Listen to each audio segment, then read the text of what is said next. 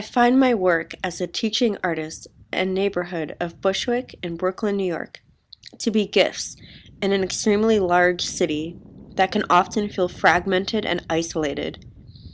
Running into familiar faces and walking to artist-run galleries as well as the schools I teach at is the usual and a great value to me. I feel I can see the local and the change in a massive capitalist system. I miss my students and creative community during this period of social distancing and quarantining for COVID-19. I've witnessed beautiful resilience and support during this time, and I look forward to when I can teach and build with others in person again. I appreciate the importance of arts education more than ever.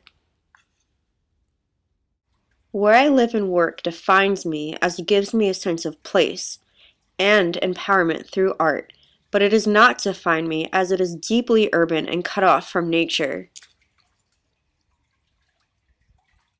When I'm not in the city, I love and find it essential to immerse myself in the woods. I think there is so much to learn from non-human life systems, especially as an artist. I believe it allows for deeper looking and sensory experience as knowledge. I use my time in nature to inform my making alongside contemporary art. I take my experience and shift it into interdisciplinary making, such as upcycled books. Sometimes I take them on trips to nature or to the gallery where they can interact with other art objects and be handled by people, igniting conversations and spaces for intimacy. Sometimes I make portals or hand out gifts such as this droplet in performances. I am grateful for my mom and her openness to art. She is happy to visit my studio. I find that making art and teaching are synergistic and informative practices. It excites me to work with students that greatly range in age, experience, and background. In the course Artist as Observer at IS 383, students start their session with sensory and exploratory journal prompts and continue into open studio time. Our current project is accordion style journals with batik covers. Look at something for 5 minutes and write down everything you see. This could be your neighbor, your hand, the desk, the floor. You're just really trying to exercise closer and deeper looking, and one of the practices of being an artist is not only what you make, but how you look at the world around you and try to imagine other possibilities. I love collaborating with my co-teachers to encourage students to try new techniques. This is an example. How do you think this was made? Rosira knows. Andrew knows.